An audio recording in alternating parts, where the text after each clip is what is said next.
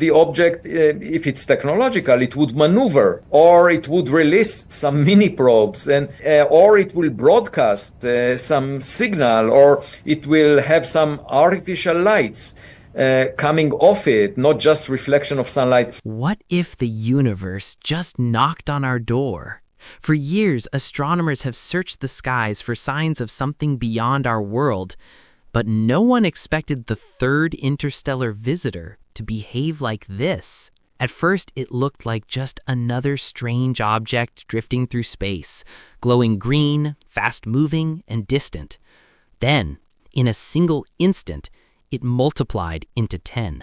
9 mysterious companions appeared out of nowhere, each radiating more energy than an entire nation's power grid. Observatories confirmed it, supercomputers failed to explain it. And the deeper scientists looked, the more terrifying the story became. Because this wasn't just astronomy anymore, this was a mystery unfolding in real time. And what came next would challenge everything we thought we knew about the universe. On September 19th, just after 2 a.m. UTC, Leslie Peltier's telescope feed flickered with something no astronomer had ever seen before. Around the glowing emerald streak of 3I Atlas, 9 smaller points of light appeared, faint but sharp, locked in perfect formation with the main body. At first, forums buzzed with skepticism.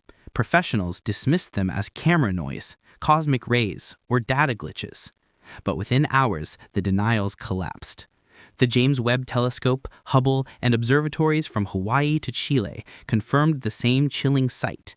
9 objects, moving in unison, each trailing the same strange green tail. And then came the data that shook the scientific world.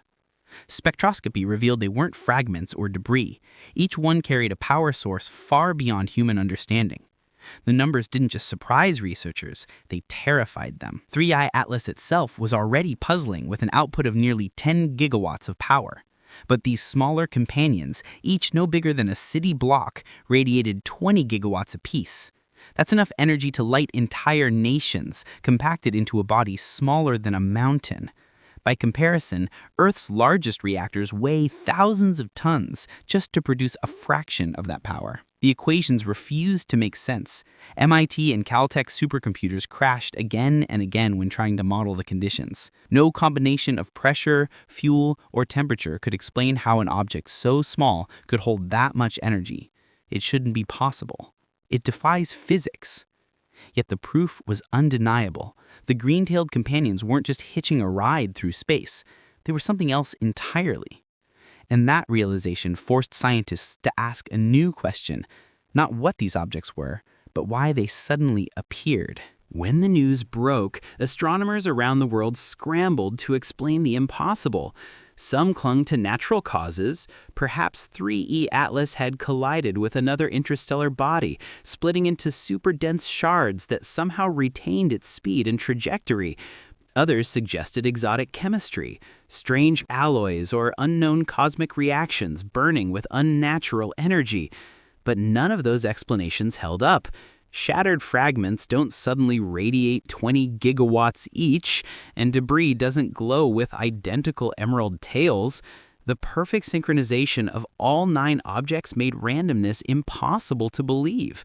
That's when Avi Loeb, a Harvard astronomer already famous for daring theories, proposed something far more unsettling: the mothership hypothesis. According to Loeb, 3E Atlas might not be a comet at all, but a massive interstellar craft. And the 9 new bodies?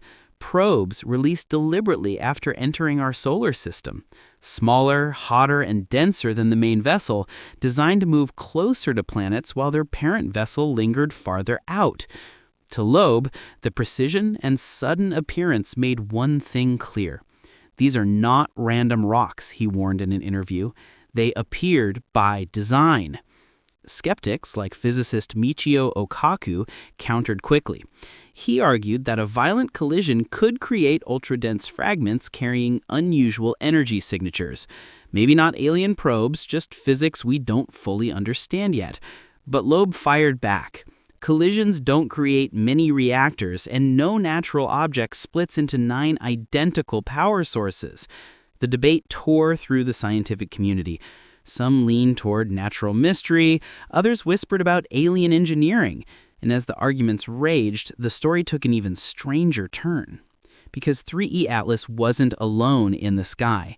Another interstellar giant was already on its way, one even bigger, brighter, and more terrifying. Just as scientists struggled to untangle the mystery of 3I Atlas and its 9 companions, a new threat appeared on the horizon. From the opposite side of the sky came Swan R2, a second interstellar traveler. Larger, brighter, and infinitely more unsettling. Unlike Atlas, Swan R2 wasn't subtle. Its tail stretched across the heavens, so vast it covered 2.5 degrees of sky, dwarfing even the greatest comets in recorded history. It blazed with a luminosity 100 times stronger than its green-tailed counterpart, announcing itself as if daring the world to look away. But what shook astronomers most wasn't just its scale, it was its timing. Calculations revealed that Swan R2's trajectory brought it into the inner solar system at nearly the exact moment Atlas approached the Sun. 2 massive interstellar objects converging within days of each other. To call it coincidence felt impossible. And then came the historical records. Ancient Chinese texts spoke of a heavenly dragon that split the sky. Babylonian tablets described a star that fractured into pieces before great upheavals on Earth. European chronicles from the year 1000 mention a glowing visitor with a tail like a green banner. Each account pointed to a cycle. Every 2,200 years, Swan R2 returned. And if that cycle held, then its last appearance was due right now. Theories erupted overnight. Some claimed Swan R2 was a cosmic protector, arriving to shield Earth from Atlas and its strange companions. Others believed the 2 objects were connected, part of a coordinated arrival, an interstellar meeting around the Sun. And a darker faction whispered that both were here for the same purpose, not to protect, but to harvest something from our star. Whatever the truth, one thing was clear. Swan R2 wasn't just a spectacle, it was part of a pattern stretching back millennia, and its sudden alignment with Atlas pushed speculation into overdrive. And as the skies burned brighter, governments began to stir in ways the public was never meant to see. While the public marveled at glowing green streaks before dawn, the world's governments were moving in silence. Inside the Pentagon and European Space Command, emergency briefings were underway. Classified memos spoke of scenarios ranging from simple reconnaissance to full-scale planetary defense. In Beijing, China's National Space Administration quietly redirected its Long March 9 heavy lift program, accelerating plans for a high-velocity interceptor. Across the Atlantic, the European Space Agency began dusting off blueprints from its defunct asteroid deflection mission. Even private companies weren't spared. SpaceX and Blue Origin were reportedly approached about rapid launch platforms for reconnaissance probes. Yet, to the public, official agencies stayed tight-lipped. NASA declined to release raw James Webb spectral data, citing verification. ESA issued only vague updates. Even the White House offered just a single sentence: "We are aware of the situation and monitoring it." That silence became fuel for paranoia. Whispers spread of silent mobilization, defense satellites waking from standby, telescopes moved to higher alert, spacecraft quietly retested. Some even claimed nuclear powers were debating whether to place their arsenals on a coordinated alert, not to attack, but to signal capability. As Harvard's Avi Loeb argued, if these are probes, they're already studying our radio spectrum. They know our defenses. We should show we are not passive. Behind closed doors, contingency plans piled up. Could interceptors like NASA's Dragonfly, Europe's Hera, or Japan's Hayabusa Next be repurposed as scouts? Could multiple nations band together fast enough to respond before October? Every scenario ended with the same conclusion: time was running out. Because the sudden appearance of the 9 companions hadn't just deepened the mystery, it had collapsed the timeline. Humanity was no longer studying an anomaly. It was bracing for a confrontation with the unknown. And as October drew closer, the question wasn't whether the world would act, but whether it still had time to act at all. Now the clock is ticking. In just days, 3E Atlas and Swan R2 will blaze past the sun, their paths crossing in a cosmic showdown unlike anything humanity has ever witnessed.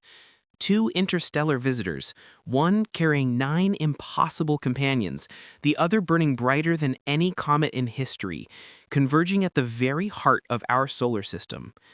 As Harvard's Avi Loeb put it in his last press conference, the universe has finally knocked on our door. The question is, will we open it or will we hide? So, what do you think is really happening out there? A collision, a rescue, or something far more dangerous? Let us know in the comments below. And make sure to subscribe, because the story of 3E Atlas and Swan R2 is only just beginning.